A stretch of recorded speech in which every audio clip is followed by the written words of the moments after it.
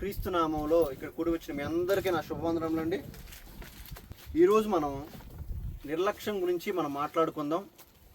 నిర్లక్ష్యం, ఎందుకు నిర్లక్ష్యం వచ్చింది మన జీవితంలో? అసలు నిర్లక్ష్యం అంటే ఏంటి? నిర్లక్ష్యం అంటే ఏంటి? అసలు మనకి మన జీవితంలో ఎందుకు నిర్లక్ష్యం వచ్చింది? ఈ నిర్లక్ష్యం వల్ల తను ఇబ్బంది పడటమే కాదు, కానీ ఇతరులు కూడా ఇబ్బంది పడతారు. ఇబ్బంది పడతారు. అదేవిధంగా ఇతరులకు కూడా శిక్ష వచ్చేసింది. ఎవరి నిర్లక్ష్యం వల్ల? ఒక వ్యక్తి నిర్లక్ష్యం వల్ల.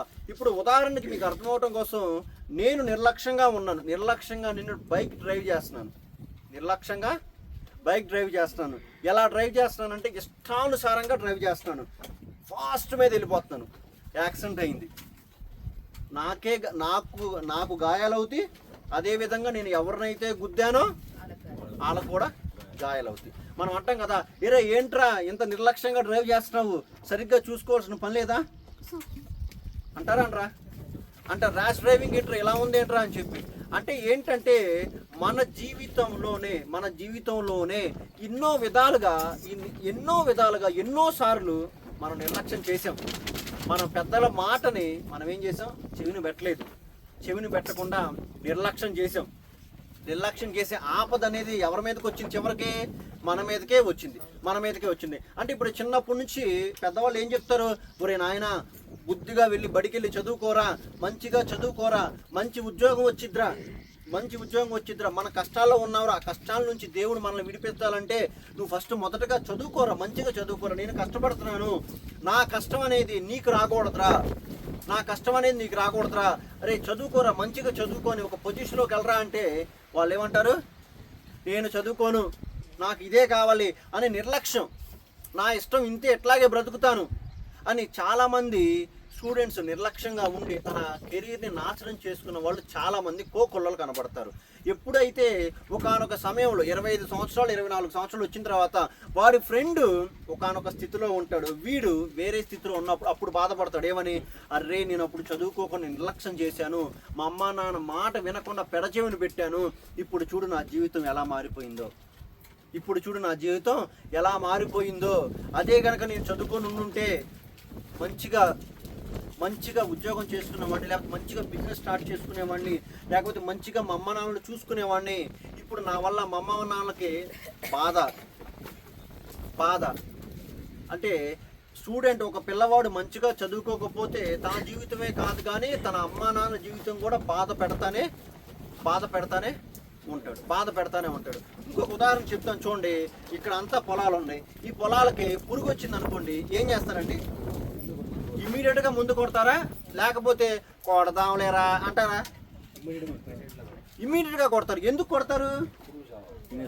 ఒకవేళ పురుగు చావకపోతే పంట తినేసేసి.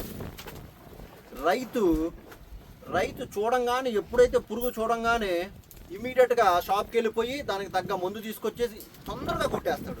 అలా కొట్టకుండా చూద్దాంలే, 5 రోజుల తర్వాత చూద్దాంలే, ఒక పురుగే కదా, 2 పురుగులే కదా అని ఎప్పుడైతే అలా అనుకుంటాడో చివరికి 5 రోజుల తర్వాత ఏమైతే ఆ పురుగే మొత్తం తినేసింది. అంటే తన నిర్లక్ష్యం వలన అట్లా జరిగింది. కానీ ఏ రైతైనా అంత నిర్లక్ష్యంగా ఉంటాడా? ఉండడు. కానీ ఒకవేళ నిర్లక్ష్యంగా ఉంటే పంట చేతికొచ్చిన పంట అంతా పోయింది. తన పడిన కష్టం, 6 నెలలు పడిన కష్టం అంతా బూడిదలో పోసిన పన్నీరే. మరి ఇది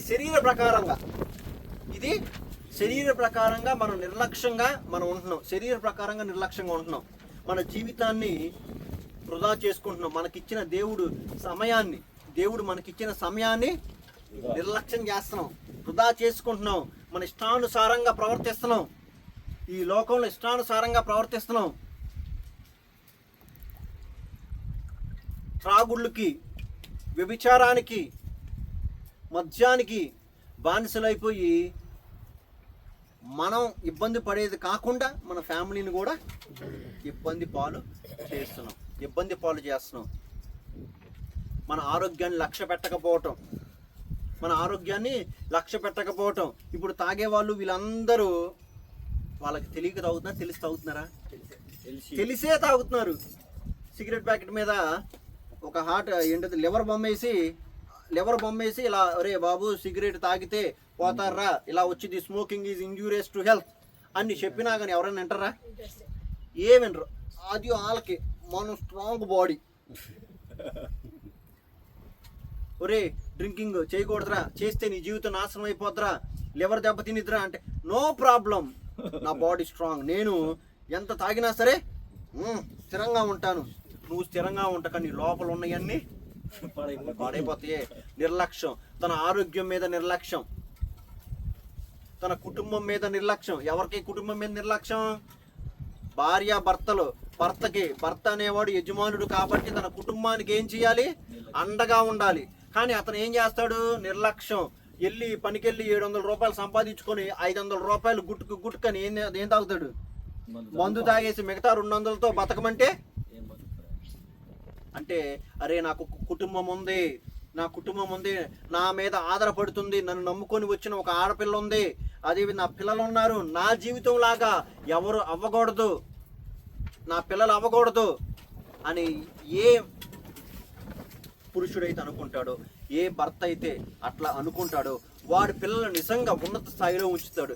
పోతే పోయారు లేరా, నాకెందుకు లేరా, వాళ్ళు ఏదో ఒక పని బతుకుతారు, ఏదో ఒక పని చేస్తూ ఉంటారు. ఏముంది, ఇప్పుడు 10 సంవత్సరాలు వచ్చింది అనుకోండి, ఏం చేస్తారు? రా ఏంద్రా చదువు అంటావు, రా పొలం పనికి వెళ్దాం రా, లేకపోతే పని చేసుకొని డబ్బులు సంపాదించు, ఆ డబ్బులు కూడా నీ అవస్థలకు వెళ్ళిపోతాయి గుడ్కని. అంటే ఒక భర్త, ఒక పురుషుడు తను ఎంత నిర్లక్ష్యం చేశాడో చూడండి తన కుటుంబాన్ని. నిర్లక్ష్యం చేయటం వల్ల వాళ్ళకు ఎంతోమంది మరణించారు, తన కాపురాలు పోగొట్టుకున్నారు. వాళ్ళు పోగొట్టుకునే కాకుండా ఇతను కూడా ఏమైంది, తాగి ఎప్పుడో కూడా ఎవరు పోయి చేస్తారు. అంటే చూసారా, తన ఆరోగ్యం, మన ఆరోగ్యంలో కూడా నాశనం చేసుకుంటున్నాడు. మనం చూసినట్లయితే మొట్టమొదట స్టార్ట్ అయితే శరీరం నుండి నిర్లక్ష్యం. శరీర ప్రకారంగా నేను చెప్తున్నాను, ఈ లోకంలో మనం ఏ విధంగా నిర్లక్ష్యంగా ఉన్నాము, అలా నిర్లక్ష్యం ఉండటం వలన మన జీవితంలో ఎంత కోల్పోయాము అనేది ఇప్పుడు నేను చెప్పాను. ఇప్పటి వరకు మన జీవితంలో ఇప్పుడు వరకు అదే కోల్పోయాము నిర్లక్ష్యం చేయటం వల్ల. పిల్లలు మంచిగా చదువుకోవాలి, పిల్లలు మంచిగా చదువుకొని ఒక పొజిషన్లో ఉండాలి. ఇవన్నీ ఎప్పుడు జరుగుతాయో తెలుసా? పిల్లలైనా సరే, భార్య భర్తలైనా సరే, ఇరుగు పొరుగు వారితైనా సరే, ఇవన్నీ ఎప్పుడు మంచిగా ఉంటాయో తెలుసా? మనం దేవుని వాక్యాన్ని విన్నప్పుడు. దేవుని వాక్యం మన హృదయంలో ఉన్నప్పుడు మాత్రమే మనం సమాధానంగా ఉంటాం, అందరితో సమాధానంగా ఉంటాం. వచ్చి అయ్యా నా పిల్లలు నా మాట వినట్లేదయ్యా అని చెప్పిన వాళ్ళు చాలామంది ఉన్నారు. ఎందుకంటారు? నువ్వు నీ భర్త మాట వింటున్నావా? నువ్వు దేవుని మాట వింటున్నావా?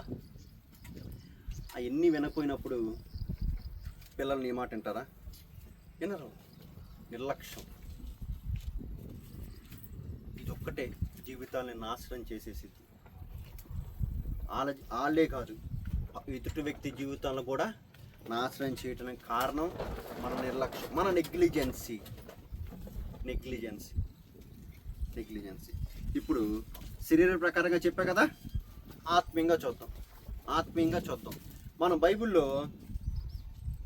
బైబిల్లో మనం చూసుకున్నట్లయితే ఏది నిర్లక్ష్యంగా ఉండకూడదో అనేది మనకి కనబడుతుంది. ఏది నిర్లక్ష్యం చేయకూడదు. 3 విషయాలు చెప్తాను నేను. ఎన్ని విషయాలు? 3 విషయాలు చెప్తాను. మొట్టమొదటిగా మనం దేన్ని నిర్లక్ష్యం చేయకూడదంటే దేవుని వాక్యాన్ని మనం నిర్లక్ష్యం చేయకూడదు. దేవుని వాక్యాన్ని మనం నిర్లక్ష్యం చేయకూడదు అని ఇక్కడ బైబిల్ చెప్తా ఉంది. ఒకసారి చూద్దాము, ఎందుకు నిర్లక్ష్యం చేయకూడదు, అసలుకి దేవుని వాక్యం వల్ల మనకు ఉపయోగాలేంటి, అనేది మనం తెలుసుకున్నాం. ఇప్పుడు చూడండి, ఎవరో 1 కోటి రూపాయలు ఇస్తారు, పొద్దున 5ంటికి లెగిస్తేమంటే నీకు 1 కోటి రూపాయలు ఇస్తానరా అని ఎవరన్నా అన్నారనుకోండి, పోతే పోయింది అంటారా? లేకపోతే రాత్రంతా నిద్రపోకుండా 5ంటికి లేచి గబగబా వెళ్ళి 1 కోటి రూపాయలు తెచ్చుకుంటారా? నిద్ర ఉండదు. నిద్ర లేకుండా డబ్బులు, అమ్మో డబ్బు కోటి రూపాయలు అవుతాయి. నిద్ర కూడా పట్టదాడికి ఆ రోజు. అసలు యాక్చువల్గా వాడు ఏం చేస్తాడు, సోమవారం పోతలే పొద్దున్న 10, 11 వరకు పడుకుంటాడు. ఒరే నువ్వు గనక 5కి లెగిసావంటే నీకు డబ్బులు ఇస్తాంటారు అంటే వాడు ఇంకా నైట్ నిద్రపోడు.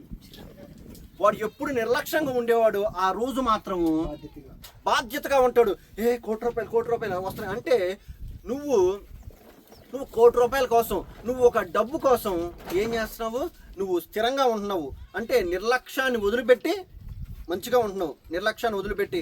మరి ఈ దేవుని వాక్యం అనేది కోటి రూపాయల కన్నా విలువైనది, డైమండ్స్ కన్నా విలువైనది. చిన్నప్పుడు ఒక సామెత ఉండేది కదా, పెద్దాల మాట సద్ది మూట అంటారు చూసారా. మరి దేవుని మాట అంతకు మించి అంటే పెద్దాల మాట వింటే ఏమైంది మనకి, మనం వాళ్ళ అనుభవంతో చెప్తున్నారు కాబట్టి, వాళ్ళు పడిన శ్రమలు మనకు చెప్తున్నారు కాబట్టి, ఒరే నేను ఎట్లా వెళ్ళానురా నువ్వు అలా వెళ్ళొద్దురా అని వాళ్ళు చెబుతారు కాబట్టి ఆ మాట మనం వింటే మనం ఆపదలో నుండి తప్పింపబడతాం. అంతేనా, ఆపదలో నుంచి తప్పింపబడతాం. మరి దేవుని మాట కనుక మనం విన్నట్లయితే శరీర ప్రకారంగానే కాదు, ఆత్మ ప్రకారం కూడా మనం అభివృద్ధి చెందుతాం. ఇప్పుడు మనం అసలు దేవుణ్ణి అంగీకరించి ప్రతి ఆదివారం ఎందుకు కూడుకుంటున్నాము, ఆత్మలో మనం వర్ధిల్లాలనా కాదా, ఆత్మలో వర్ధిల్లాలి. మనకి క్రైస్తవుడికి శరీరం ఉన్నా లేకపోయినా అంటే ఏంటి పౌలు భక్తుడు ఏమన్నాడు, బ్రతుకుడు క్రీస్తే చావైతే లాభం అన్నాడు. ఒక క్రైస్తవుడికి నిజంగా శరీరం ఎలా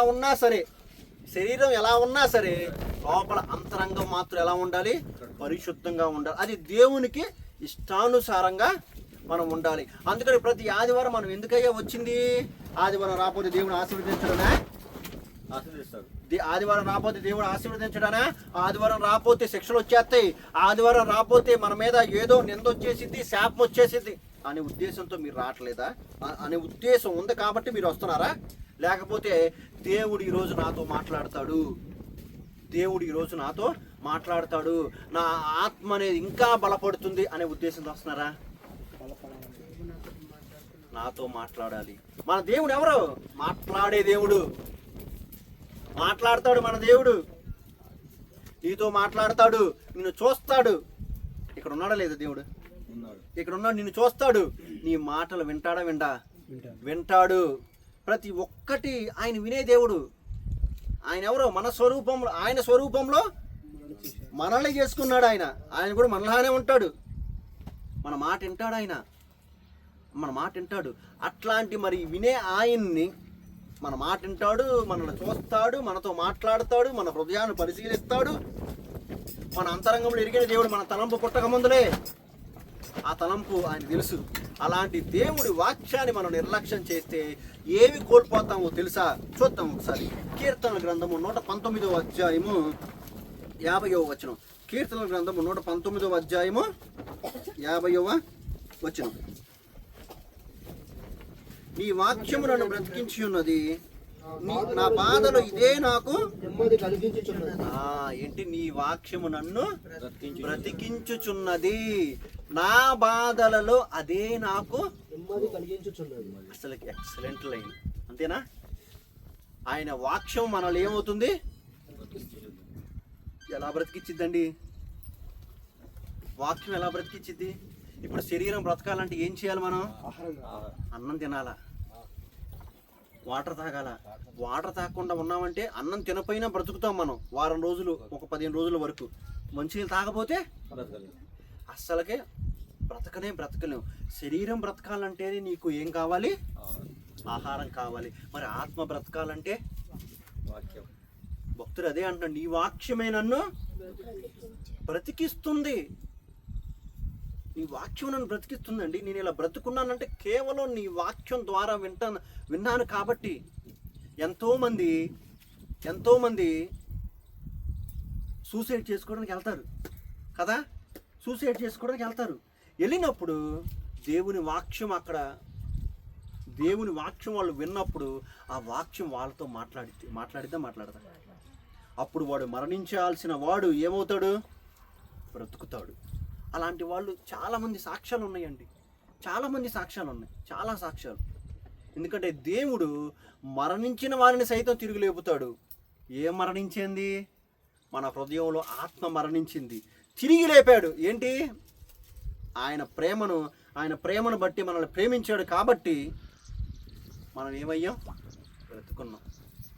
శరీరం బ్రతికే ఉంది, ఆత్మ చనిపోయింది. అంటే ఏంటో తెలుసా?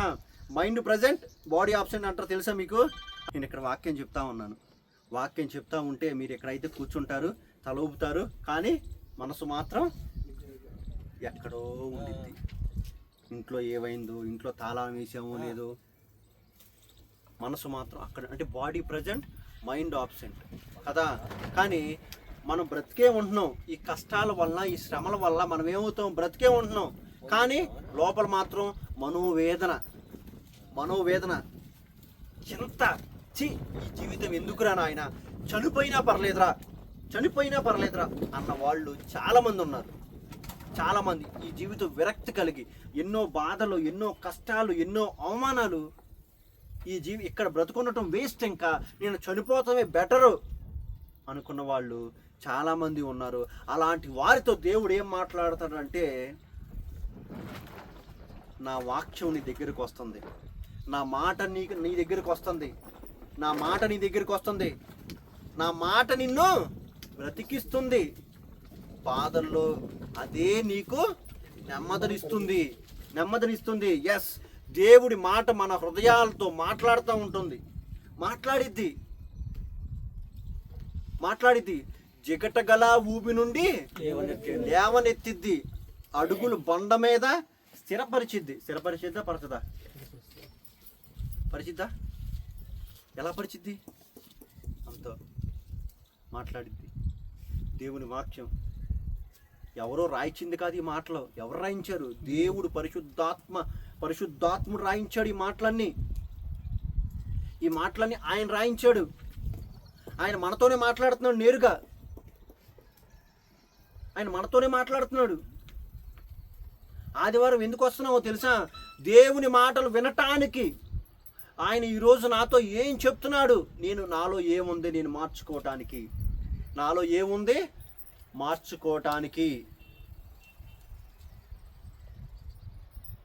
భార్యాభర్తలు ఏమనుకుంటారు? నా భర్తకు అందంగా కనపడాలి. భార్య అనుకునిద్ది అనుకోదా? భర్త ఏమనుకుంటాడు? నా భార్యకి నేను అందంగా కనపాలి, నా భార్యకి నేను ప్రేమించాలి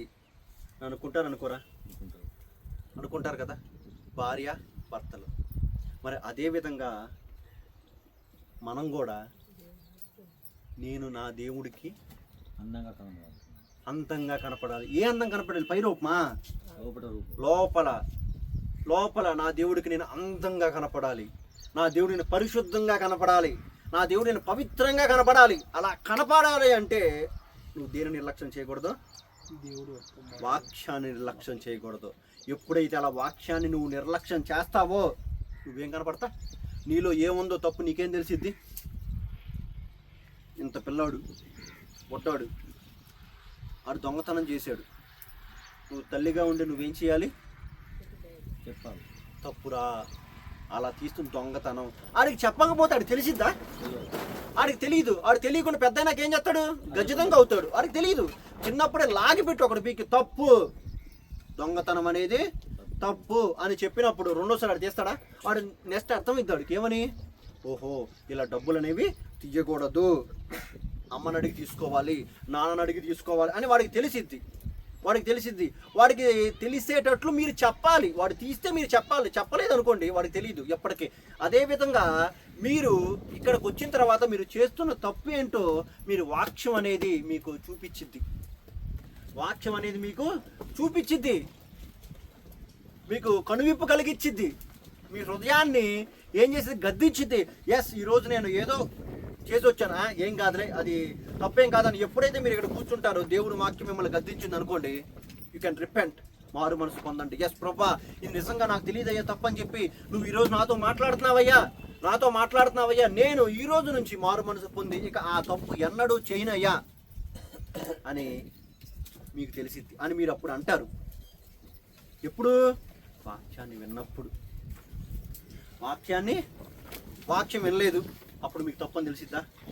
తెలీదు. తప్పని తెలియకుండా మీరేం చేస్తారు? విచ్చలవిడిగా అదే తప్పు చేస్తారు. ఇవన్నీ ఏం చేయాలి? నిర్లక్ష్యం చేయకూడదు. వాక్యాన్ని నిర్లక్ష్యం చేయకూడదు అని చెప్తాను. అందుకని నీ వాక్యాన్ని నిర్లక్ష్యం చేస్తే ఇక్కడ ఏముంది? నీ వాక్యము నాకు వెలుగై ఉన్నది, వాక్యము నన్ను బ్రతికిచ్చున్నది, బాధలలో నాకు అదే విరిగి నలిగి హృదయంతో మన దేవుని సన్నిధికి వస్తే దేవుడు మనల్ని ఆదరిస్తాడు. శరీర ప్రకారంగా ఉండే బాధలకు కూడా దేవుడు పరిష్కారం ఉంది. ఇక్కడ అదేగా చెప్తున్నాడు, నీ వాక్యం నన్ను బ్రతికిస్తుంది. ఎలాగా? ఆత్మలో బ్రతికిస్తుంది, శరీర ప్రకారంగా కూడా బ్రతికిస్తుంది. బాధలలో నాకు అదే నెమ్మదినిస్తుంది. నాకున్న బాధలలో ప్రతి ఒక్కటే ఏమిచ్చిద్ది? నెమ్మది ఇచ్చిద్ది. చూడండి, మనకు 1,00,000 రూపాయలు అప్పున్నాయి అనుకోండి, నిద్ర పట్టిద్దా నిజంగా? అమ్మో ఏంట్రా నాయను బాబోయ్ అని ఎప్పటికప్పుడు మనం ఏం చేస్తాం? ఆలోచిస్తూనే ఉంటాం. నెమ్మది ఉండదు కదా. ఇక్కడ ఏముంటుంది? వాక్యం. ఆయన వాక్యాన్ని కనుక మనం నిర్లక్ష్యం చేయకపోతే ఆయన వాక్యం మనకి ఏమిచ్చిద్దంటే మన బాధలలో నెమ్మదినిచ్చిద్ది. ఇప్పుడు ఏమున్నా ఏమి లేకపోయినా పెద్దలు ఒక మాట అంటారు, ఏమున్నా ఏమి లేకపోయినా అప్పు మాత్రం ఉండకూడదురా అంటారా? తిండి లేకపోయినా కావాలంటే పచ్చడేసుకుని తింటాం, కానీ అప్పు మాత్రం అప్పు చేసి చెప్పకూడదు తింటాం. ఎందుకు? అంతేనా? ఆడెవడో మన దగ్గరికి వచ్చి మనల్ని అంటాం ఎందుకు? ఉన్న దాంట్లోనే మనం సర్దుకుపోయాం అనుకో, ఏమైంది?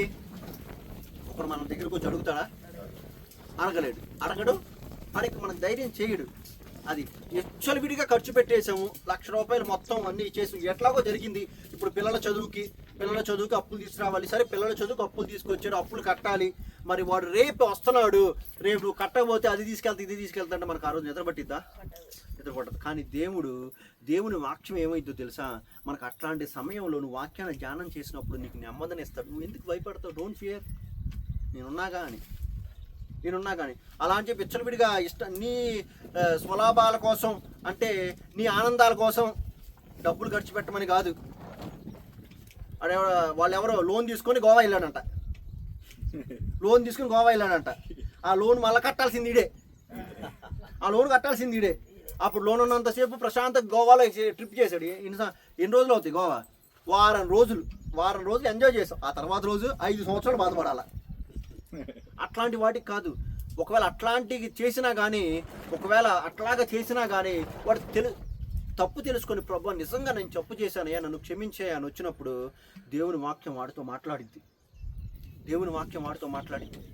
అందుకని మనం ఇక్కడ ఏం చెప్తున్నానంటే, దేవుని వాక్యాన్ని మనం నిర్లక్ష్యం చేయకూడదు. Don't neglect the God's word. ఎప్పుడైతే మనం నిర్లక్ష్యం చేసావో మనం ఏం కోల్పోతాం? ఇక్కడ దావీదు భక్తుడు ఏమంటున్నాడు? నీ వాక్యం నన్ను బ్రతికిస్తుంది. ఇంకా చనిపోతాం, ఇంకంతే. శరీర ప్రకారంగా కాదు, ఆత్మలో కూడా చనిపోతాం.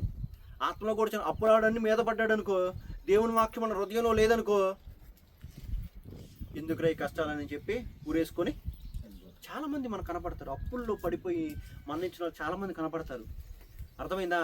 అదేవిధంగా మనసు, హృదయం అతలా విక్కడం ఏం జరిగిన తర్వాత ఇంకా నా వల్ల కాదు, నేను ఈ లోకంలో ఉండటం కన్నా చనిపోవటమే బెటర్ అనుకునే వాళ్ళు ఎంతోమంది మనకు కనపడతారు. వీళ్ళందరికీ దేవుడు చెప్పే మాట ఏంటో తెలుసా? ఆయన దావీదు భక్తుడు అదే అంటున్నాడు, నీ వాక్యంలో బ్రతికిస్తుంది. ఎలాంటి వారైనా సరే, మీరు ఎలాంటి స్థితిలో ఉన్నా సరే, ఎలాంటి స్థితిలో ఉన్నా సరే, నా దగ్గరికి రండి, నేను మిమ్మల్ని బ్రతికిస్తాను, మీకు నేను నెమ్మదినిస్తున్నాను అని చెప్పి దేవుడు చెప్తా ఉన్నాడు ఈరోజు.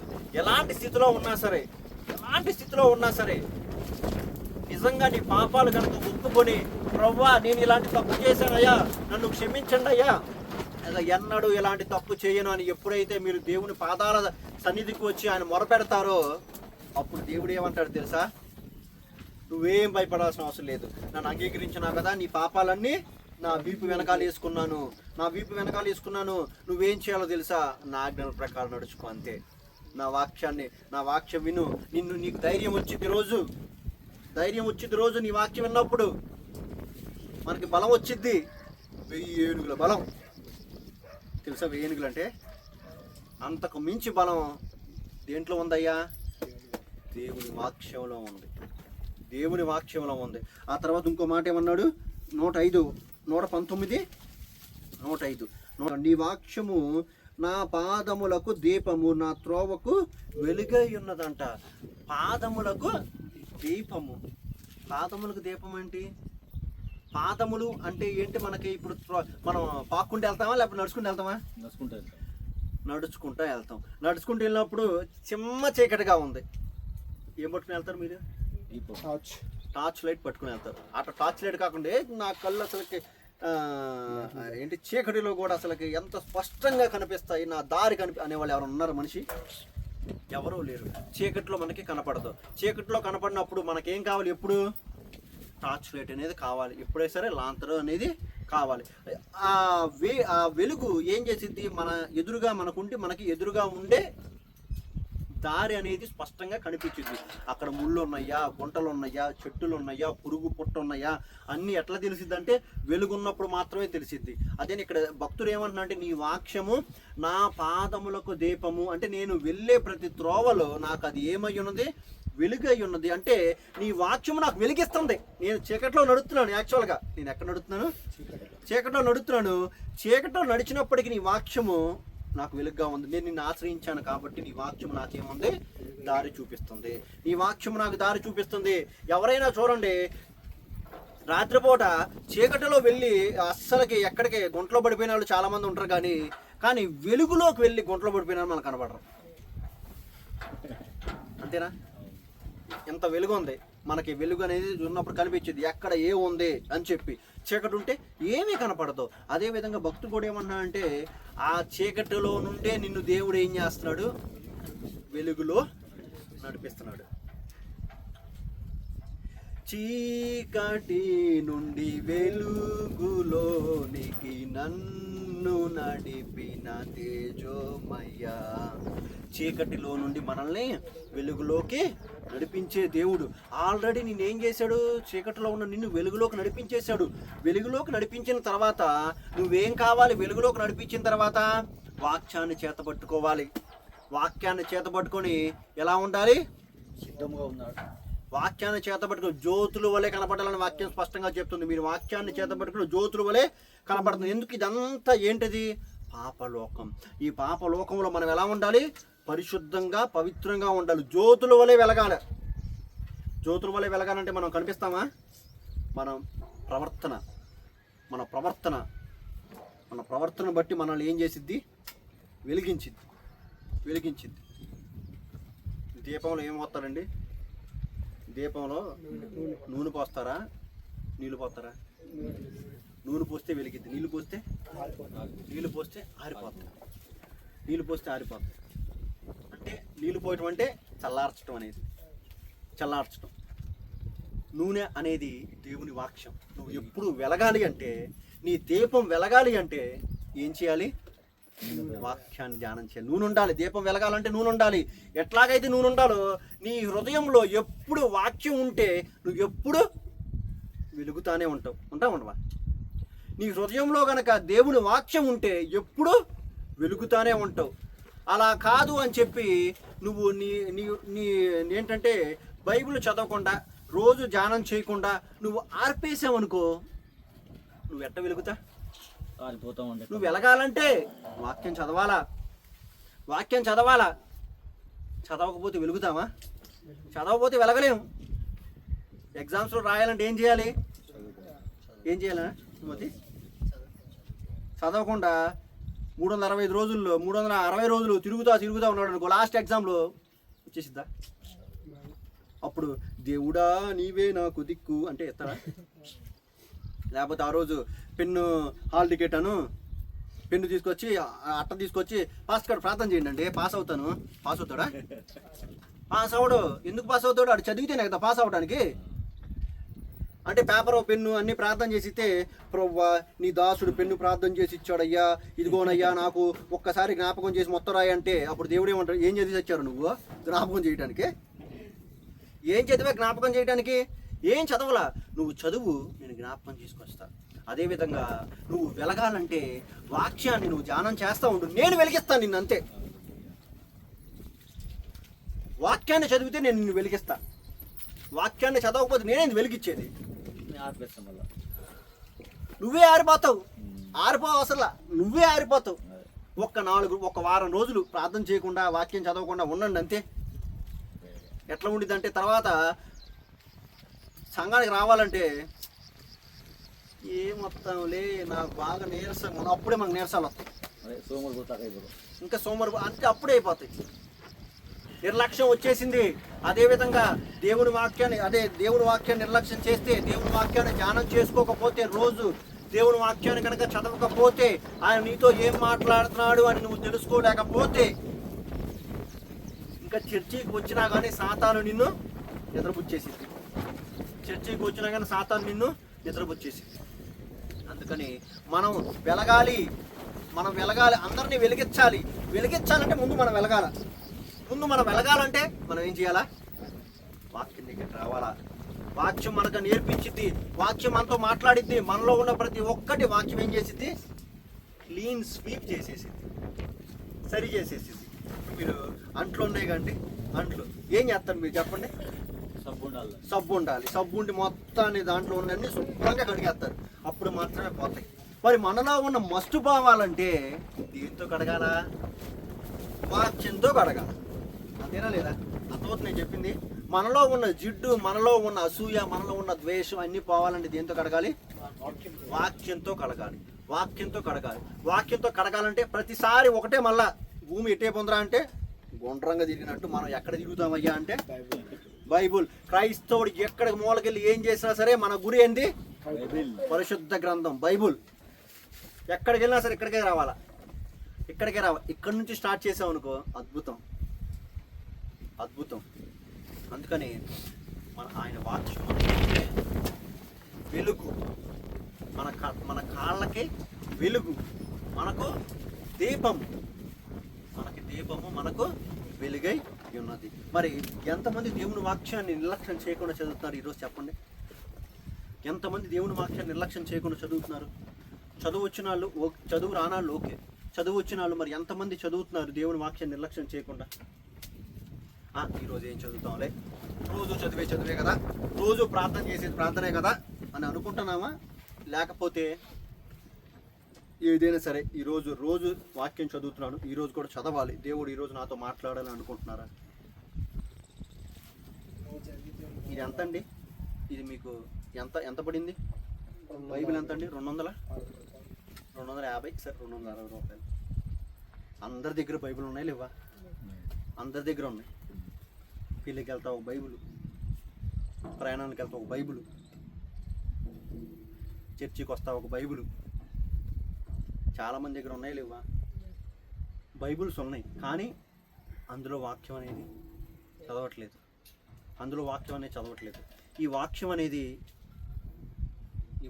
నీ దగ్గర రావటానికి ఒక ఆవిడ ఎంత శ్రమ పడిందో తెలుసా? చిన్న పాప మేరీ జోన్స్ అని ఆవిడ, చిన్న పాప. ఆ పాప జీవిత చరిత్ర చదివితే ఆమెకున్న తృష్ణకి మనం ఎందుకు పనికిరాం? 9 సంవత్సరాల వయసులో తన తండ్రి చనిపోయాడు. తండ్రి చనిపోతే ఆమె, వాళ్ళ కూతురు, వాళ్ళ అమ్మ, ఇద్దరు ఆమె ఆ బుడ్డ పాప పనిచేస్తూ ఉండేది.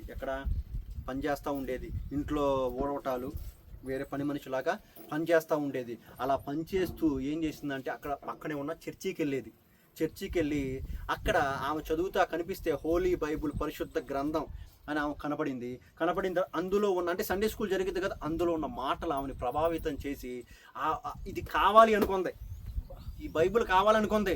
కానీ ఇప్పుడు బైబుల్ 250. అప్పట్లో బైబుల్ పెద్దాళ్ళ దగ్గర ఉండేది కానీ చిన్నాళ్ళ దగ్గర ఉండేది కాదు. ఎందుకు? చిన్నాళ్ళు కొనలేరు, కొనేయాలని స్తోమత లేదు వాళ్ళకి. ఇప్పుడు స్తోమత లేదు. ఇప్పుడు డైమండ్ రింగ్ కొనాలండి, ఇప్పుడు పేదాలకు అయిద్దా? డైమండ్ రింగ్ ఒక 5 లక్షలు 6 లక్షలు ఉండేది, అయిద్దా? బైబుల్ కూడా అంతకు మించి ఉండేది ఆ రోజు, ఎవరి దగ్గర ఉండేది కాదు. ఆమెకు కావాల్సింది బైబుల్. ఆ బైబిల్ కోసం ఆమెకున్న ఆశతో చెప్తాను చూడండి. ఆమె బైబిల్ కోసం ఏం చేసిందో తెలుసా? 6 సంవత్సరాలు కష్టపడిందండి. 6 సంవత్సరాలు కష్టపడి పైసా కూడబెట్టుకుంది. 6 సంవత్సరాలు కష్టపడి పైసా కూడబెట్టుకొని అక్కడున్న చర్చి ఫాదర్కి నాకు బైబిల్ కావాలండి అంటే, అమ్మ బైబిల్ కావాలంటే నీకు డబ్బులు ఉండాలమ్మా, డబ్బులు లేకపోతే ఎవరమ్మా అంటే, నాకు తెలుసండి, ఇదిగో నేను 6 సంవత్సరాలు కష్టపడి పోగేసిన డబ్బులు ఉన్నాయి, ఈ డబ్బులతో బైబిల్ కొనొచ్చు, ఎందుకంటే కరెక్ట్గా సరిపోయినాయి ఆ డబ్బులు అనేవి ఆ బైబిల్ కొనటానికి సరిపోయినాయి. సరే అని చెప్పి ఆయన ఏం చేశాడంటే, ఇదిగో బాలా అనే ఊరిలో అక్కడ ఒక ఆయన ఈ బైబిల్ నమ్ముతాడు అనగానే ఇక్కడి నుంచి అక్కడ వరకు ఎంత దూరమో తెలుసా అండి? 25 మైళ్ళు అంటే 40 కిలోమీటర్లు. ఎన్ని కిలోమీటర్లు? 40 కిలోమీటర్లు. ఇలాగ రోడ్లు ఉండవు, ఇలా రోడ్లు ఉండి ఇప్పుడు రోడ్లు ఉండేయండి. ఇదివరకు రోజులు ఎట్లా ఉండేది? ఈ తెల్లదేవరపల్లి అంత అడవిలో ఉండేదా లేదా? అట్లా మౌంటైన్స్, వ్యాలీస్ అంటే కొండలు అవన్నీ దాటి 40 కిలోమీటర్లు నడిచిందండి. కొంత దూరం వెళ్ళిపోయిన తర్వాత ఆమెకి 40 కిలోమీటర్లు అంటే మాట్లాడండి, కొండలో అన్నీ ఎక్కాలంటే అలా వెళ్ళి ఆమె ఉంటే ఆమెలో ఆమె ఎంకరేజ్ చేసుకుంటుంది. ఏం కాదు, కొద్దిగా దూరమే. ఆమె గోల్ ఏంటి? ఈ గ్రంథాన్ని పట్టుకోవాలి అంతే, గ్రంథంలో ఉన్న విషయాలు ఇంకా చదవాలి. ఆ గోల్ ఆమెది. అంత కష్టపడి వెళ్ళి ప్రతి ఇంటి అక్కడికి వెళ్ళింది. చివరికి ఇంటింటి డోర్ కొట్టేసి అడుగుతా ఉంది, వీళ్ళు మిస్టర్ చార్లెస్ ఎక్కడండి అంటే, చివరికి ఆయన వచ్చిన తర్వాత, ఇదిగో నేను 25 మైళ్ళ నుండి వస్తున్నానండి, నాకు బైబిల్ ఇవ్వండి అని చెప్పి ఆ లోపలికి వెళ్ళిన తర్వాత ఆయన తినటానికి కొంచెం పెట్టి బైబిల్ అనేది ఇచ్చాడండి. ఆమె ఏం చేసింది తెలుసా? ఇలా బైబిల్ తీసుకొని హత్తుకొని థ్యాంక్ యూ జీసస్ అని దేవునికి స్తోత్రాలు చెప్పింది.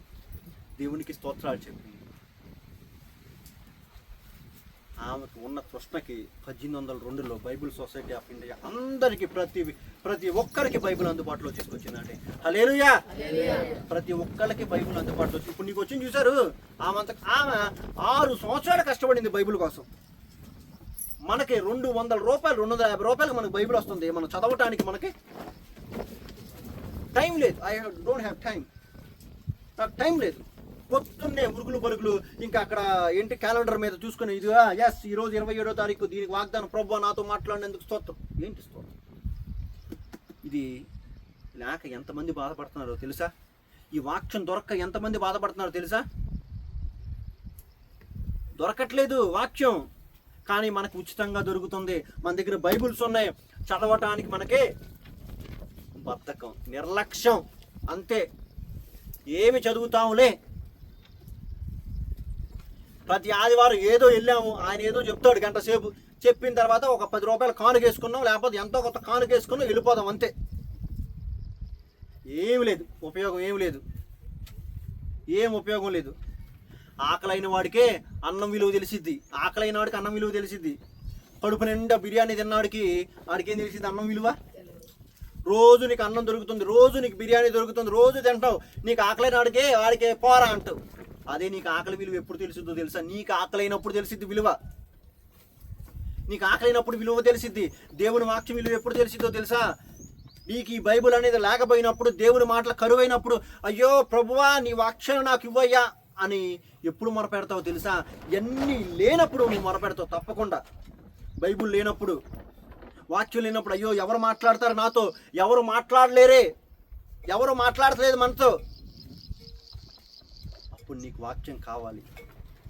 అప్పుడు వచ్చి తృష్ణ. ఇది ఫ్రీగా ఎత్తున్నాం కదా, 250కి వస్తుంది కదా, చులక్కన ఏముందిరా 250కి వస్తుంది. ప్రపంచంలో మొట్టమొదటి గ్రంథం ఏంటో తెలుసు? అమ్ముడుపోయింది ప్రపంచంలో, ఇండియాలో, ప్రపంచంలో బైబుల్ ఎక్కువగా అమ్ముడుపోతుంది అంతే, చదవట్లా. అర్థమవుతుందా? అమ్ముడుపోతుంది అంతే, చదవబడతలేదు. తీసుకెళ్తున్నారు, ఆమె క్రిస్టియన్ అంటున్నారు, ఏం ఉపయోగం? తీసుకొచ్చాం, చదవట్లా. ఈ వాక్యం మన హృదయంలోకి వెళ్ళట్లా. ఈ వాక్యాన్ని అసలు నిర్లక్ష్యం చేసేస్తున్నాం, చదవను కూడా చదవట్లా. ఏముందలే, చర్చికి వెళ్ళాలంటే బైబిల్కి తీసుకెళ్ళాలి, ఇలా ఊపుకొని వెళ్ళిపోతామే. అది కాదు ముఖ్యం. బైబిల్ ఎందుకు తీసుకురామంటారు తెలుసా చర్చికి? వాళ్ళు చెప్తుంటే మనం విని అందులో ఉన్న సత్యాలు మనం తెలుసుకొని అండర్లైన్ చేసుకొని, లేకపోతే రాసుకొని తర్వాత ఇంటికి వెళ్ళి ధ్యానం చేసుకోమని. ఎప్పుడు చేస్తాం బైబిల్? ఇప్పుడు ఇంటికి వెళ్తాం, పెట్టులో పెట్టేసేస్తాం, మళ్ళీ ఆదివారం తీసి బూజు దులిపేసి తీసుకొస్తాం. ఏం ఉపయోగం? ఇంత మహాగ్రంథం నీ చేతిలో ఉందే, ఆ గ్రంథం కోసం అమ్మాయి 40 కిలోమీటర్లు 6 సంవత్సరాలు ప్రయాసపడి ఆ జీవ గ్రంథాన్ని కొన్ని బైబిల్ అంత కష్టపడి చదివింది. ఎంత 6 సంవత్సరాలండి, ఒకటి కాదు 6 సంవత్సరాల బైబిల్ కోసం. మరి మన బైబిల్ కోసం ఇంత కష్టం, మనకు వచ్చిన బైబిల్ కోసం 1 గంట సేపు లేకపోతే 1 అరగంట సేపు ధ్యానం చేయలేమా చదువుకొని? 6 సంవత్సరాలు ఆమె కష్టపడింది దీనికోసం. 1 గంట సేపు, 1 అరగంట సేపు లేకపోతే వాక్యాన్ని చదవలేవా? దేవుని మాటలు వినలేవా? దేవుడి ఈరోజు మాట్లాడి నిర్లక్ష్యం చేయొద్దు. ఒకవేళ కనుక నువ్వు దేవుణ్ణి వాక్యం నిర్లక్ష్యం చేస్తే దేవుణ్ణి నిర్లక్ష్యం చేస్తాడు. ఆయన కనుక మనం నిర్లక్ష్యం చేసాడు మన పరిస్థితి ఏం చెప్పండి? ప్రభువాని ప్రార్థన చేస్తాం అనుకో, ఆయన పట్టించుకోవట్లేదు, మీకు ఎట్లా ఉండిద్ది? ఇప్పుడు ఐఏఎస్ ఆఫీసర్ దగ్గరికి వెళ్ళి మీకు ఏదో పట్టాలు ఇచ్చారు, ఏంది ఇక్కడ బోర్లు కావాలని ఏదో ఇచ్చారు అనుకోండి, ఆయన తీసుకుని పక్కన పడేసి అనుకో, మీకు ఎట్లా అనిపించింది? మిమ్మల్ని చూస్తుండగానే పక్కన పడేసాడు, ఏమనిపించింది? కోపం. మిమ్మల్ని చూసినా కానీ పట్టించుకున్నట్టు వెళ్తే ఎట్లా ఉండిద్ది? మరి దేవుడి పరిస్థితి, మరి దేవుడు ఏం అప్పుడు మీరు దేవుడి మీద కోపడితే మీరేం చేస్తారు? ఏం చేయగలరా? ఏం చేయలేరు. అట్లా నిర్లక్ష్యం చేశామనుకో అప్పుడు పరిస్థితి ఏంది? సామెతల గ్రంథం అనుకోండి, ఒకసారి చూడండి. సామెతల గ్రంథము 2వ అధ్యాయము 1వ అధ్యాయం 23 నుంచి చదువుతాను. 1వ అధ్యాయం 23. నా గద్దింపు విని తిరుగుడి, ఆలకించుడి, నా ఆత్మను మీ మీద కుమ్మరించుదును, నా ఉపదేశమును మీకు తెలిపెదను. నేను పిలవగా మీరు వినకపోతిరి, నా చేయి చాపగా ఎవరునూ లక్ష్య పెట్టకపోయిరి.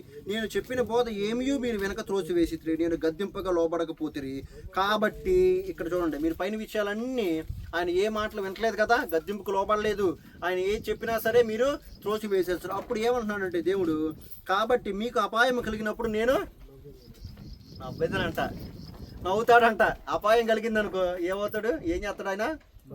నవ్వుతాడు. అపాయం కలిగినప్పుడు నేను నవ్వుదను, మీకు భయం వచ్చినప్పుడు నేను అపాస్యం చేసేదను. భయము మీ మీదకు తుఫాను వలె వచ్చినప్పుడు, సుడిగాలి వచ్చినట్లు మీకు అపాయం కలిగినప్పుడు, మీకు కష్టము దుఃఖమును ప్రాప్తించినప్పుడు నేను అపహాస్యం చేదను. అప్పుడు వారు నన్ను గూర్చి మొరపెట్టుదురు కానీ నేను ప్రత్యుత్తరం ఇయ్యకుందును, నన్ను శ్రద్ధగా వెతుకుదురు కానీ వారికి నేను కనపడకుందును. చూసారా దేవుడు ఎంత చెప్తున్నాడు? ఒకవేళ కనుక మీరు లక్ష్యం చేసినట్లయితే, మీకు ఆపద వచ్చినప్పుడు ప్రభువా నాకు ఆపద వచ్చిందయ్యా అంటే ఆయన ఏం చేస్తానన్నాడు? లక్ష్య పెట్టను నేను. వాళ్ళు నన్ను శ్రద్ధగా వెతుకుతారు, అయినా కానీ నేను వారి మొర వినను. ఎన్ని అవసరమా మనకి? అవసరమా? ఆయన గద్దింపుకు లోబడి చాలు కదా. ఆయన గద్దింపుకు లోబడితే చాలు. పిల్లాడు వాడు మన మాట వినకపోతే 4 దెబ్బలేస్తావు, 5 దెబ్బలేస్తావు. వాడు ఇంకా అట్లాగే చేస్తూ ఉంటే ఏం చేస్తారు? సావరు, నీ సావు నువ్వు సావు అంటారు. అంటారు. దేవుడు కూడా అట్లాగే ఈ సావు నువ్వు సావంటాడు. అప్పుడు మనకి ఆపద వచ్చింది, అప్పుడే ఆయన విడిచిపెడితే చాలు. కొన్ని మోకలు ఉంటాయి, ఆయన ఎప్పుడైతే మనల్ని విడిచిపెడతాడో అవి సిద్ధంగా ఉంటాయి. ఏంటయ్యి? అపవాది శక్తులు, సాతాను వాళ్ళు వస్తూ ఉంటారు. ఆయన ఎప్పుడైతే దూరంగా ఉంటాడో అవి మనకు దగ్గర అవుతాయి. మీరు దేవునికి దగ్గర అవ్వండి, అవి దూరంగా వెళ్ళిపోతాయి. మీరు దేవునికి దూరం అయితే అవి దగ్గరికి వస్తాయి.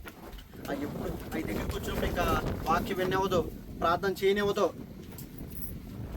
ఏమి అసలుకి మీ మనసంతా కలవరం, పాపంలో పడవేసేసిద్ది. పాపంలో దేవునికి దూరంగా మిమ్మల్ని దూరపరిచేసిద్ది, దూరంగా ఉంచేసిద్ది మిమ్మల్ని. గుర్తుపెట్టుకోండి, అది దగ్గరగా రాకుండా ఉండాలంటే దేవుడి దగ్గరగా ఉండాలి. మనకి దేవుడి దగ్గరగా ఉండాలంటే మనం ఎప్పుడు దేవుని వాక్యాన్ని ధ్యానం చేస్తూ ఉండాలి. అంటే దేవుడితో ఉన్న సంబంధం మనకి ఇంకా ఎక్కువగా ఉండాలి. దేవుడితో ఉన్న సంబంధం, అనుబంధం పెరగాలి. ఎప్పుడు ఫ్రెండ్స్ అవుతారండి? 2 ఫ్రెండ్స్ అలాగే మాట్లాడుకుంటూ ఉంటారు. మాట్లాడుకుంటూ ఉంటే వాళ్ళ మధ్యలో ఉన్న రిలేషన్ అనేది పెరిగిద్ది. అలా కాకుండా ఏదో సంవత్సరానికి ఒకసారి మాట్లాడారు అనుకో, అంతేనా? భార్యాభర్తలైనా అంతే కదా. వాళ్ళిద్దరు భార్యాభర్తలు ఎందుకు అవుతారు? వాళ్ళిద్దరిని కలిపిన తర్వాత ఇద్దరు మంచిగా మాట్లాడుకుంటారు. భార్య దిక్కు భర్త దిక్కు ఉన్నారంటే వాళ్ళిద్దరి మధ్యలో బంధం గట్టిగా ఉండిద్దా? గట్టిగా ఉండదు. అదేవిధంగా దేవుడితో మన బంధం గట్టిగా ఉండాలంటే కలిసిమెలిసి ఉండాలి, ఆయనతో కలవాలి, ఆయన్ని ధ్యానించాలి. ఆయన ఎప్పుడు ధ్యానం చేస్తాం? వాక్యం. ఏదైనా సరే ఇదేనండి, ఎటు వచ్చినా చెప్పే కదా ఇదే. ఆయన వాక్యం గనక మీరు ధ్యానం చేస్తే అదే చెప్తాడు. నీ వాక్యము నన్ను బ్రతికిస్తుంది, బాధల్లో నాకు అదే నెమ్మదినిస్తుంది. నీ వాక్యము నా పాదములకు దీపమయ్యింది, నా త్రోవలకు వెలుగై ఉన్నది. ఇంకా చాలా ఉన్నాయి. నీ వాక్యం నా జివ్వకు మధురమైనది, దారుల కన్నా మధురమైన, ఇంకా చాలా ఉన్నాయండి వాక్యాలు. నేనైతే అన్ని చెప్పట్లేదు, కానీ ఈ 2 వచనాలు మాత్రం నేను మీ అందరికీ చెప్తున్నాను. అర్థమైందా మీకు? ఇప్పుడు ఆయన వాక్యాన్ని మరి నిర్లక్ష్యం చేస్తున్నారా? ఆయన వాక్యాన్ని కనుక మీరు నిర్లక్ష్యం చేసినట్లయితే మారు మనసు పొందండి. అయ్యా, ఎప్పటి వరకు నేను ఈ వాక్యాన్ని నిర్లక్ష్యం చేశానయ్యా, ఇప్పుడైనా సరే నన్ను క్షమించండి అయ్యా, ప్లీజ్ ఫర్గివ్ మీ లార్డ్. అయ్యా నన్ను క్షమించండి అయ్యా, ఎక్కడి నుంచి అయినా సరే నేను నీ అడుగు జాడల్లో నడుస్తానయ్యా, నీ వాక్యాన్ని తూచా తప్పకుండా నేను నీ మాటను తూచా తప్పకుండా పాటిస్తాను, నీ వాక్యాన్ని ప్రతిరోజు నేను ధ్యానం చేస్తాను, నాలో ఉన్న ప్రతి ఒక్క మస్టుని నేను తొలగించుకుంటానయ్యా అని ఈ రోజు నుంచైనా ఒక తీర్మానం అనేది చేసుకోండి. ఈ రోజు నుంచైనా తీర్మానం చేసుకుంటారా? మరి ఈ రోజు నుంచైనా తీర్మానం చేసుకోండి. తర్వాత రెండోది, ఏవి లక్ష్య పెట్టకూడదు? ప్రార్థన లక్ష్య పెట్టకూడదు. ప్రార్థన లక్ష్య పెట్టకూడదు. అయ్యా చూడండి, ప్రార్థన అంటే ఏంటో తెలుసా? మన దేవుడితో మాట్లాడేది. మన వాక్యం దేవుడు మనతో మాట్లాడేది. నేనే మాట్లాడుకుంటా ఉన్నాను, ఆయన ఎప్పుడు మాట్లాడతాడు చెప్పండి? అంతేనా? నేనే మాట్లాడి బాయ్ బాయ్ అని చెప్పాను అనుకోండి, ఆడు ఇంట్లో చెప్పి మాట వినుద్దా? మనం వినొద్దా? వినాలి కదా. వాళ్ళు ఏం చెప్తారు వినాలి కదా. ఫస్ట్ వాళ్ళు ఏం చెప్తారో మనం వినాలి. ఫస్ట్ మన బాధ అంతా చెప్పుకున్నాం. ఒక ఐఏఎస్ ఆఫీసర్కి బోర్లు కావాలి, మన బాధ అంతా చెప్పుకున్న తర్వాత సరేనయ్యా ఉంటానని చెప్పి వెళ్ళిపోయాం అనుకో, ఆయన ఏం చెప్తాడు వినాలి కదా ఫస్ట్. మనం అసలు చేస్తానంటాడు ఏనంటాడు వినాలి కదా. అదే విధంగా ప్రార్థన అనేది ఏంటో తెలుసా? మనం దేవుడితో మాట్లాడేది, దేవుడితో మన సంభాషణ, మన అన్ని చెప్పుకునే దేవుడికి ఒక ఫ్రెండ్ లాగా. మన బాధలు ఎవరికి చెప్పుకుంటామండి? ఫ్రెండ్కే చెప్పుకుంటాం. అరే ఈరోజు ఇలా జరిగిందిరా, మా ఇంట్లో మా అమ్మాళ్ళు ఇట్లా అన్నారా, లేకపోతే మా ఫ్రెండ్స్ ఇట్లా అయిపోయారు అని మన ఫ్రెండ్స్తో మన బాధను షేర్ చేసుకుంటాం కదా. ప్రార్థన అనేది అలాగే మన దేవుడికి షేర్ చేసుకుంటాం. ఆయన ఎవరో మన స్నేహితుడు కదా. ఆయన మన స్నేహితుడా కాదా?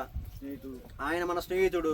మన ప్రార్థన అంటే ప్రార్థన ద్వారా మన విన్నపములు, మన విజ్ఞాపనలు, మన బాధలు, మన సంతోషాలు ఆయనతో పంచుకుంటున్నాం. అలా పంచుకున్న తర్వాత మన బాధల్లో ఉన్నప్పుడు వాక్యం తీసినప్పుడు మనం ఎప్పుడైతే ప్రార్థన చేస్తామో ఆ వాక్యం ద్వారా దేవుడు మనతో మాట్లాడతాడు. మన సంతోషంగా ఉన్నప్పుడు ఆయన వాక్యం ద్వారా మనతో మాట్లాడతాడు. ఎక్కడ ఉంది చూడండి ఒకసారి. దశలోనికి రాసిన మొదటి పత్రిక అండి, 5వ అధ్యాయము 15లో లాస్ట్లో చూడండి, 15వ వచనం లాస్ట్ది. ఎడతెగక ప్రార్థన చేయు. ఎడతెగక ప్రార్థన చేయుడి. ఎడతెగక ప్రార్థన చేయటం అంటే ఏ విషయంలో ప్రార్థన చేయాలి? పొద్దున్నే ప్రభువా లేచిన తర్వాత, ప్రభువా నేను అంతా కాపాడేవా, ఈరోజు నాకు ఇచ్చినందుకు స్తోత్రం తండ్రి, ఆమెన్ అని ఒక ప్రార్థన. ప్రభువా నేను వెళ్ళేటప్పుడు ప్రభువా నా రాకపోకల్లో తోడుండయ్యా, అదొక ప్రార్థన. ఆ 2 చేతి అయిపోద్దా? ఏం చేయాలి ప్రార్థన అంటే? ప్రతి విషయంలోనూ నువ్వేం చేయాలి? ప్రార్థన చేయాలి. ప్రతి విషయంలోనూ నువ్వు ప్రార్థన చేయాలి. మన ఒక క్రైస్తవుడికి ఏ జనానికి లేని ఒక ప్రత్యక్షత, ఒక క్రైస్తవుడికి ఉండే ప్రత్యక్షత ఏంటో తెలుసా? ప్రార్థన. మన దేవుడు మనం వింటున్నాడు. అప్పుడు మనం ఏం చేస్తాం తెలుసు? ప్రతిరోజు మనం ఏం చేస్తాం చూడండి, పొద్దున్న లేచినప్పుడు ఏమని ప్రార్థన చేస్తాం? ప్రభువా నేనంతే కాచి కాపాడేవయ్యా, ఈరోజు నాకు ఇచ్చావంటే నీ కృప మాత్రమేనా అని చెప్పి కొంచెం సేపు ప్రార్థన చేసుకొని మన పనుల్లోకి వెళ్తాం. వెళ్ళిన తర్వాత మళ్ళీ ప్రయాణానికి వెళ్ళాలి. అప్పుడు మనం ఏం చేస్తాం? ప్రభువా ఈ ప్రయాణంలో నాకు తోడై ఉండి నడిపించండి, నేను వెళ్ళి ప్రయాణం ప్రతి ఒక్కటి సఫలపరచుందని మళ్ళీ ఏం చేస్తాం? ప్రార్థన చేస్తాం. అక్కడికి వెళ్ళిన తర్వాత ప్రభువా నన్ను క్షేమంగా తీసుకొచ్చినందుకు దేవా నీకే స్తోత్రం అని చెప్పి ప్రార్థన చేస్తాం. మళ్ళా మన వ్యక్తిగత ప్రార్థన చేస్తాం. చేయమా? వ్యక్తిగత ప్రార్థన చేస్తాం. ప్రభువా వ్యక్తిగత ప్రార్థన ఎప్పుడు చేస్తాం? మనలో ఉన్న లోపాలను సరిచేయడానికి. మనం ఎక్కడ బలహీనంగా ఉన్నాం, ఇప్పుడు నేను ఇక్కడ ఉన్నాను, నా బలహీనతలన్నీ మీకు చెప్పాను అనుకోండి, మీరు నన్ను ఏం చేస్తారు? అపాసిస్తారు కదా, ఏంట్రో అంటారు కదా. అదే మీరు ఏకాంతంగా మీ తండ్రికి మీరేం చేయాలి? మొరపెట్టాలి. ఏకాంతంగా మీరు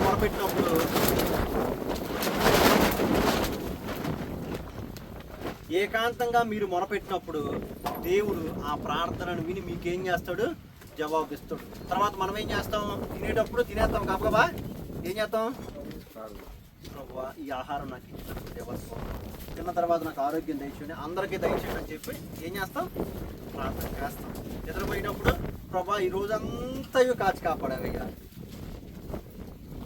ఈ రోజంతయు కాచి కాపాడినందుకు స్తోత్రం తండ్రి అని మళ్ళీ ఏం చేస్తాం? పడుకునేటప్పుడు ప్రార్థన. మరి ఇవన్నీ చేస్తున్నారా? ఇవన్నీ చేస్తున్నారా? మళ్ళీ మధ్యలో ఇంకో ప్రేయర్ ఉంది. ఏంటి? Family prayer.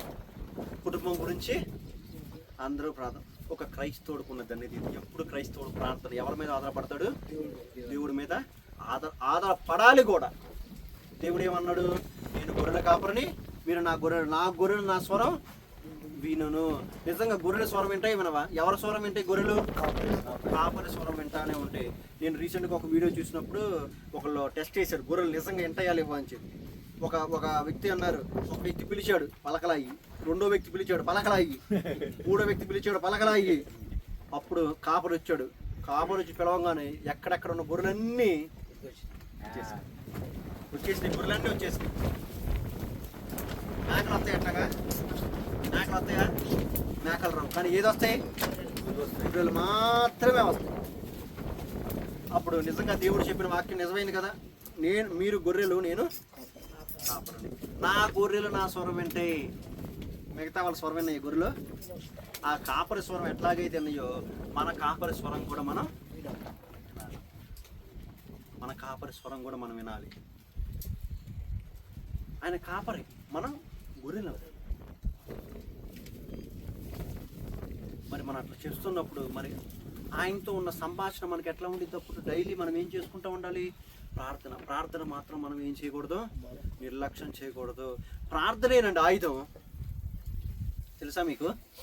ప్రార్థనే ఆయుధం. ప్రార్థన బైబిల్ గ్రంథంలో భక్తులు చాలామంది మనకు కనపడతారు. ప్రార్థన ద్వారా ఏమైంది తెలుసా? కోటలు కూలిపోయినాయి. ఏంటయ్యి? ఎరుకో కోటలు కూలిపోయినాయి. ఎర్ర సముద్రం పాయలుగా చీల్చబడింది. మన్నాను కురిపించాడు, బండ నుంచి నీళ్ళు వచ్చినాయి. అశూరు సైన్యం నాశనం చేయబడింది. 1,80,000 మంది సైన్యం.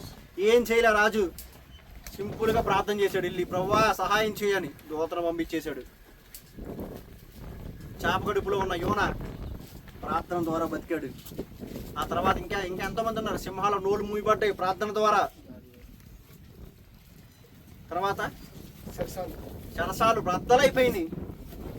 ఆ తర్వాత అగ్నిగుండంలో పడ్డారు. ఎట్లకు వేసిన అభ్యర్థిగోళ్ళను ప్రార్థన ద్వారా రక్షించబడ్డారు. మరి ప్రార్థన ఎంత గొప్ప పవర్ఫుల్ కదా. మనం ఈ ప్రార్థన నిర్లక్ష్యం చేస్తే ఆ పవర్ అంతా పోయిద్ది.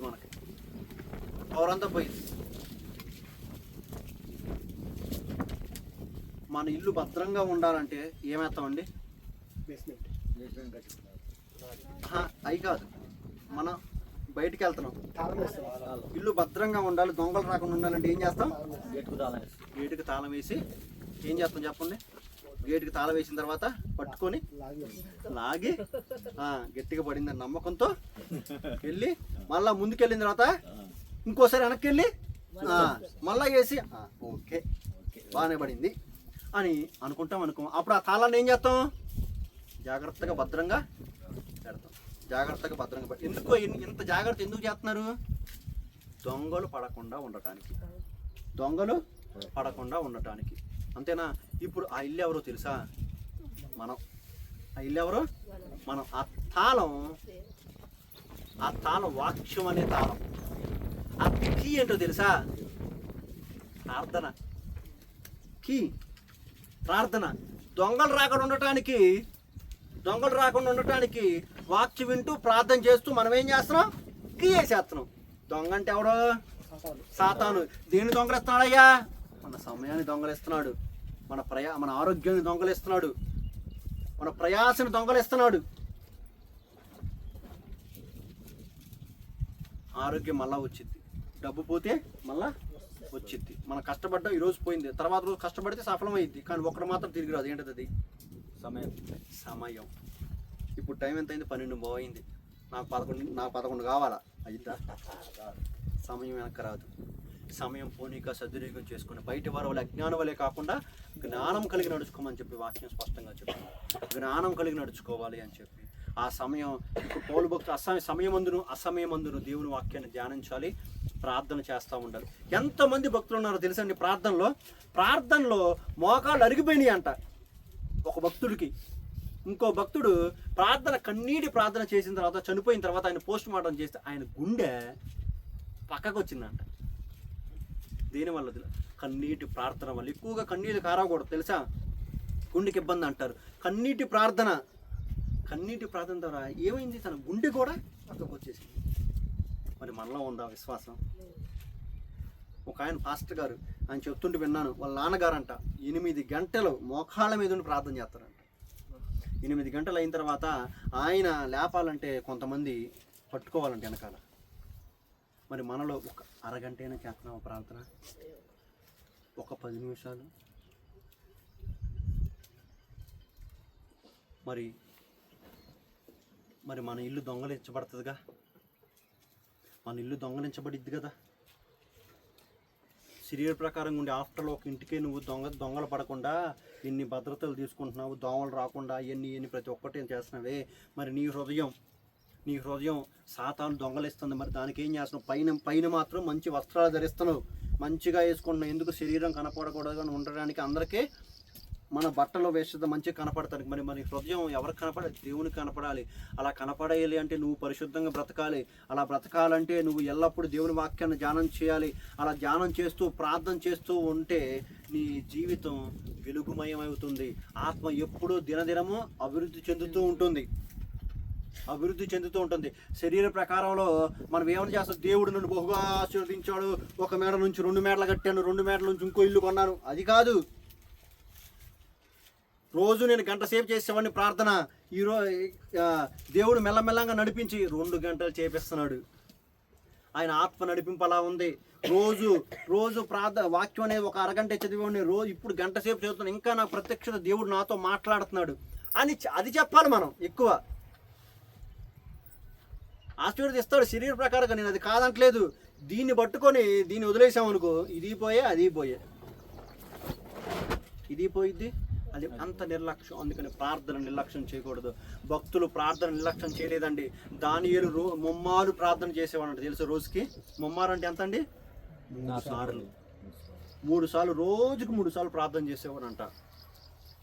ఆయనకు ఒక ఆజ్ఞ వచ్చింది అక్కడ రాజు దగ్గర, ప్రార్థన కనుక చేస్తే సింహాల గుహలో పడేస్తారని. ఆయన మాత్రం విన్నాడా? చచ్చిపోతాను, ప్రార్థన మాత్రం ఆపను. 3 సార్లు అలాగే చేస్తూ ఉంటే తీసుకెళ్ళి ఆ కుట్ర చేశారు కాబట్టి వాళ్ళు తీసుకెళ్ళి సింహాల బోన్లో పడవేస్తే రాజు మాత్రం ఏమన్నాడు తెలుసా? తెల్లారొచ్చి సింహాల గుహలో పడేస్తే, సింహాల బోన్లో పడేసి బ్రతికినాడు ఎవడన్నా మనకు కనబడతాడా? అప్పటికప్పుడే చంపేస్తాయి. ఎన్ని సింహాలు ఉన్నాయో దాంట్లో పడేశాడు. రాజు భయపడతా ఉన్నాడు, రాత్రంతా నిద్రపోలేదు. ఉదయం ముందు ఆతృతపడి పరిగెత్తుకుంటూ వెళ్ళి ఆ గుహ దగ్గరికి వచ్చి ఆ రాయిని పురలించమని ఆయన అన్న మాట ఏంటో తెలుసా? గూస్ బంప్స్ వస్తాయి. అంటే రోమాలను ఎక్కబొడుచుకుంటాయి. జీవం కలిగిన దేవుడు దాసుడు అయిన దానియేలు, నీ దేవుడు నిన్ను రక్షించేనా? జీవము కలిగిన దేవుడు దాసుడు అయిన దాన్ని చూసారా? జీవం అంటే ఏంది? మనలో ఏముంది? జీవం ఉంది కాబట్టి మనం బ్రతకగలుగుతున్నాం. ఆయన ఏమన్నాడు? జీవం కలిగిన దేవుడు దాసుడు అంటే ఆయన బ్రతుకుంటే దేవుడు అంటే సజీవంగా ఉండే దేవుడు దాసుడు నువ్వు, నీ దేవుడు నీ రక్షించేనా అనగానే ఆయన ఏమన్నాడు తెలుసా? రాజు చిరకాలము జీవించును గాక, నా దేవుడు తన దూతను పంపించాడు, రాత్రంతే సింహాలు నోళ్లు మూపించాడు, అవి నాకు హాని చేయకుండా దూత అడ్డుగా ఉందని చెప్పి దానియేలు చెప్తాడు. హల్లెలూయా. దానియేలు చెప్పంగానే చివరికి తాడేసి దానియేలు లాగుతారు. ఎవరైతే దానియేలు మీద కుట్ర చేస్తారో వాళ్ళ అందరినీ అదే విధంగా అలా కుటుంబ సభ్యులందరినీ దాంట్లో పడేస్తారు. పడేసిన తర్వాత ఏమైతే తెలుసా? పైన పడేస్తే కిందకి రాకుండానే సింహం మొత్తం ఎముకలతో సహా తినేసినాయి అంట. అట్లయితే అట్లా చెప్పండి, ఎన్ని సింహాలు ఉంటాయి? ఇప్పుడు ఒక సింహం ఒక 20 మంది ఉన్నారు. ఒకే సింహము 20 మందిని పైన తంపల ఏంటంటే ఎముకలతో సహా తినేసిద్దా? కిందకు వచ్చేలోగా తినేసేసినాయి అంట.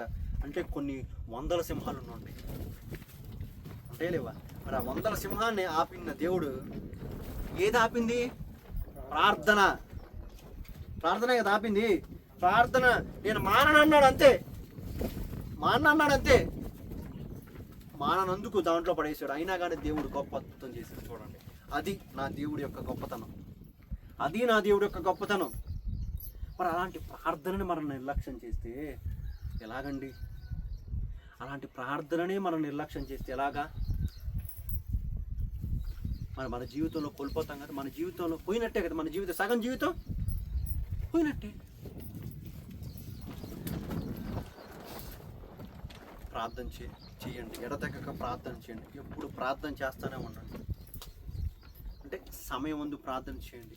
లేడీస్కి చాలా అవకాశం ఉంటుంది. ఏంటి, వాళ్ళు ఊడ్చేటప్పుడు ప్రార్థన చేస్తారు, అంట్లు తోకునేటప్పుడు అన్నీ చేస్తారు. ప్రార్థనే చేయాలనగానే ఇట్లా మోకాలు వేసి పద్దాకలు అట్లా కాదు. ఏ సమయంలో అయినా సరే, ఏ సమయంలో అయినా సరే పాటలు పాడుకోవాలి. దేవుడు అంటే 24 గంటలు మనం ఈ పనులు చేసుకుంటూ దేవుడి నామస్మరణే. దేవుడి నామ భక్తుడు అదే అంటాడు కదా, దేవారాత్రము దేవరాత్రము ధ్యానించువాడు ధన్యుడు. దేవారాత్రము ధ్యానిస్తూ ఉండాలి దేవుణ్ణి. ఆయన చేసిన మన జీవితంలో ఇలా బ్రతుకున్నామంటే ఆయన కృపేనండి. కరోనాలో చచ్చిపోయేవాళ్ళం, ఇలా బ్రతుకున్నామంటే ఆయన కృప. ఈరోజు బతుకున్నామంటే ఆయన కృప. నేను ఇలా వచ్చి మీకు చెప్తానంటే ఆయన కృప. మనం ఇలా బ్రతుకున్నామంటే ఆయన కృప. మనందరూ ఇలా వాక్యం విని హ్యాపీగా దేవుళ్ళు ఆనందిస్తున్నాం చూడండి, అది దేవుని కృప. ఆ కృపని మనం నిర్లక్ష్యం చేస్తే,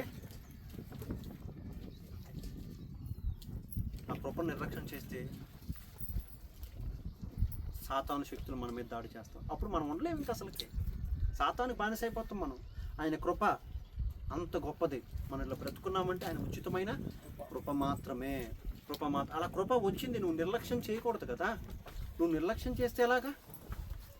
ఆయన నిన్ను ప్రేమించాడు, నీ కోసం ప్రాణం పెట్టాడు. వచ్చినప్పుడు ఆయన ఒకటే, నన్ను ఎందుకు ప్రార్థన చేయమన్నాడు, ఎందుకు వాక్యం ధ్యానం చేయమన్నాడు తెలుసా? లోకానికి వేరుగా బ్రతకటానికండి. లోకానికి వేరుగా బ్రతకడానికి. లోకంలో ఎన్నో శ్రమలు వస్తాయి. ఆ శ్రమల నుండి నీకు ఆదరణ కావాలి. ఆయనతో నీకు సంబంధం పెరగాలి కదా. ఆయనతో నీకు సంబంధం పెరగాలి. ఆయన పెళ్లి కుమారుడు, మనం పెళ్లి కుమార్తెలు. ఆయన రెండోసారి వచ్చినప్పుడు మనం వధువు సంఘంగా లేపబడతాం లేదా? లేపబడతాం. అందుకని ఆయన వచ్చే వరకు మనం ఎలా ఉండాలి? భయముతోనూ భయభక్తులతోనూ మనం ఈ లోకంలో జీవించాలి. అలా భయభక్తులతో జీవించాలి, ఈ లోకంలో జీవించాలండి.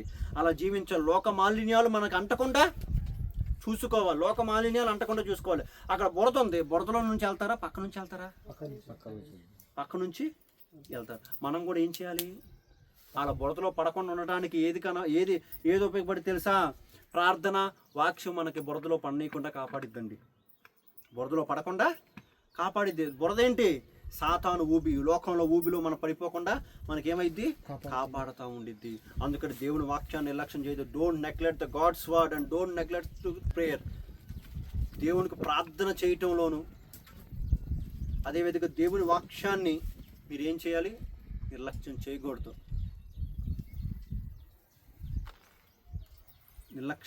ఎప్పుడైతే నిర్లక్ష్యం చేశారో మన జీవితం నిర్లక్ష్యమైపోతుంది. మన జీవితమే నిర్లక్ష్యమైపోతుంది. ఇక్కడ నుంచి అయినా సరే, from today onwards just repent, మారు మనసు పొందండి. ఈరోజు దేవుడు మీతో మాట్లాడుతున్నాడు. మొన్న మాట్లాడింది ఇదే వాక్యం, ఈరోజు కూడా ఇదే వాక్యం మాట్లాడుతున్నాను. ఎందుకు దేవుడు మీకు మళ్ళా అదే చెప్తున్నాడో నాకు తెలియదు. ఇప్పుడు మరి మీరేం చేయకూడదు? నిర్లక్ష్యం చేయకూడదు. దేవుడు వాక్యం మన దగ్గరికి వచ్చినప్పుడు మనం ఏం చేయాలి? సరిచేసుకొని దేవుడికి మొరపెట్టాలి, క్షమాపణలు అందుకోవాలి, క్షమాపణలు అడగాలి దేవుణ్ణి. ప్రభా క్షమించండి అయ్యా, నేను నిర్లక్ష్యం చేశాను, ఎప్పటి నుంచే నిర్లక్ష్యం చేయకుండా కాపాడండి అయ్యా.